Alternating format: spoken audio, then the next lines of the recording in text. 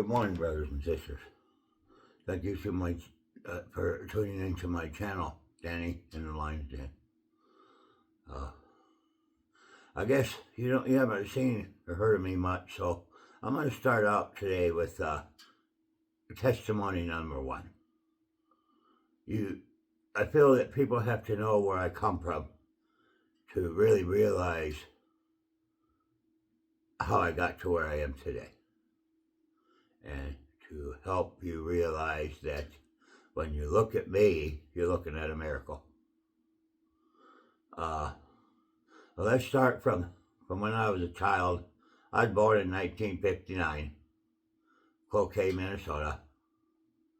And when I was about 9 months old, my father was killed in a car accident. So I never got to meet my father.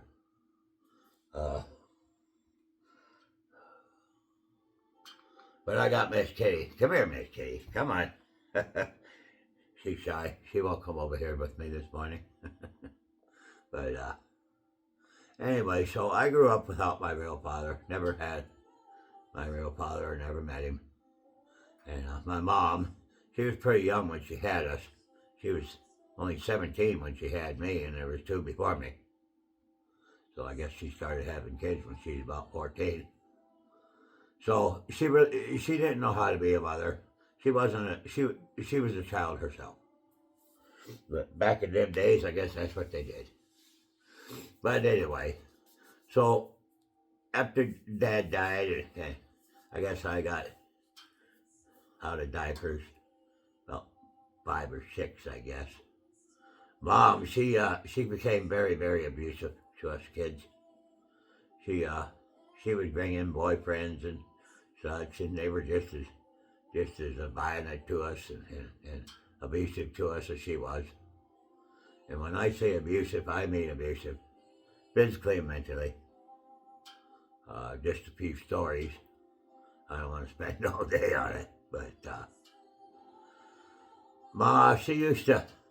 I remember a time we were all sitting around the table with some old boy she had, and he was sitting at one end of the dinner table, she was at the other, and I was sitting right around the corner at the end of the table with her, by her, and the rest of the kids were around the table. And I happened to notice that I was just a little guy, probably 8 years old, 7 years old, and I had noticed that her and her old man was eating steak, and us kids were eating wieners and sauerkraut. I didn't know any better. I guess I should have. I asked her, I said, Ma, why are you and Mike eating steak? And us kids just have wiener and sauerkraut. I should have never said that. Bam! She backhanded me, knocked me clean off the stool onto the floor, and she stood up and she threw her steak at me. Here, you want my steak? You can have it. I didn't think about it at the time, but I should have picked it up and started gnawing on it. But anyway, that's just one incident. Another incident, I don't know what I did wrong, but she chased me up the stairs with a buggy whip. Threw myself on the bed, she got on top of me, my arms pinned down, started choking me to death with both hands. I thought I was a goner. Yeah. And there are many, many stories. I could tell you how she was. She told my brother one time, he had welts on his back from beating. And I remember telling him, now, if the principal or the teacher sees those, you tell them you fell off the roof. Beat us and then tell us to cover it up. But anyway, that went on so bad that when I was about 9, I suppose, 9 or 10, I can't remember, the welfare took us away from her. We all ended up in different foster homes. And I think, from what I heard, she went into some kind of help facility. She wasn't all right. And so I never got to grow up with my brothers and sisters. We were all split apart, different foster homes. And then I went in, so I grew up the rest of my childhood in and out of foster homes. And Never really got a good education. I hated school. As soon as I was old enough to go to work, I quit school and went to work. You can't make any money in school. I wish I was staying in school now. But anyhow, come here, Miss Kitty. Ah, my cat's stubborn. She's like me. Anyway, so I guess when I turned 17, I went out into my adulthood. As far as being an adult, I don't know. I was an adult age, but as far as being an adult, I'm not sure. But anyway, God bless. I guess I ended up into the bad crowd. Sex, drugs, rock and roll. You know how it is. I've probably done every drug you could think of. Acid, cocaine, crank, PTSD, or STP, or whatever you want to call it. Some kind of horse tranquilizer. Uppers, downers. You name it, I did it.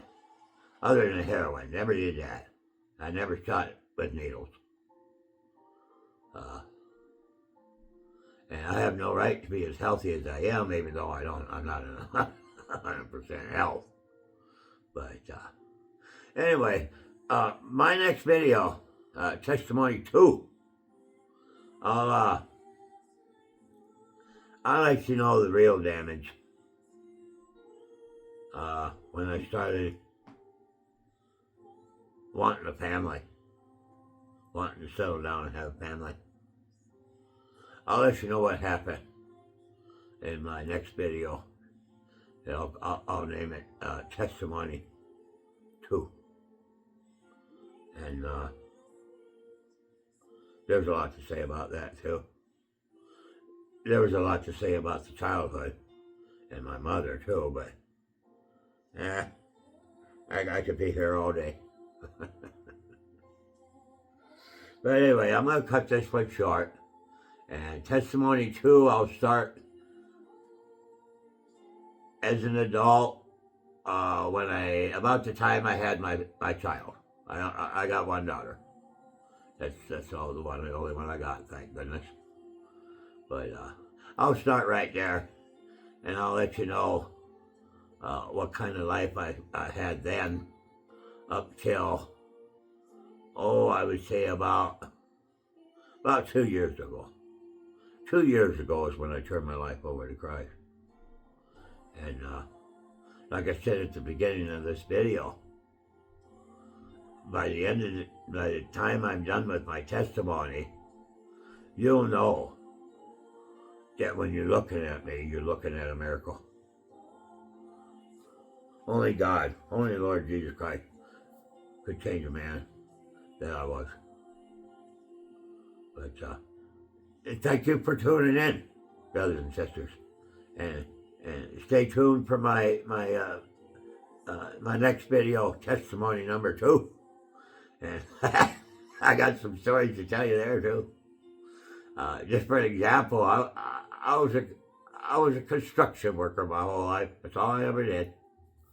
Factory a little bit here and there, but most of it was framing houses. But I've done it all. I'll tell you in the next testimony. I've done it all. There's a word for me. Jack of all trades, master at none. But anyway, I hope you all getting interested in me. I've never had people get interested in me too much. I don't know why. My whole life I've always felt different. And now that I'm growing up and got saved and everything, I realize the reason why I felt different is because I am different. I'm way different than most people. And I always felt that growing up. I always did. I always felt like I just couldn't fit in. And now today I realize I felt it because I am. I'm way different. People can't understand me. I can understand them. I can read people like a book. I can look at a person that I've never seen or met, and within 1 minute, discern exactly what that person is like. Exactly. To the T. By the way, their facial expressions, what they say, how they walk, how they're dressed. Within 1 minute, I can tell you exactly what that kind of person is like. Whether they're a Christian, whether they're not, what kind of person they are. I don't know, call it a gift, I guess, if you want to. But I've lived on both sides of the river. Swim back and forth. But I ain't swimming back to the other side this time. I'm staying put. I'm getting too old. And I found Jesus. So anyway, I hope you tune into my next channel, or my next video, testimony number 2 of Denny and the Lion's Den. Thank you for subscribing to my channel. And I love you, brothers and sisters. I love every man that walks the face of the earth. The Lord taught me how to do that. I'm telling you, that's pretty tough sometimes. But I do my best. So, until my next video, until next time, I'll try to make it tomorrow. Y'all have a wonderful day. God bless you and your families. Thank you. Bye-bye.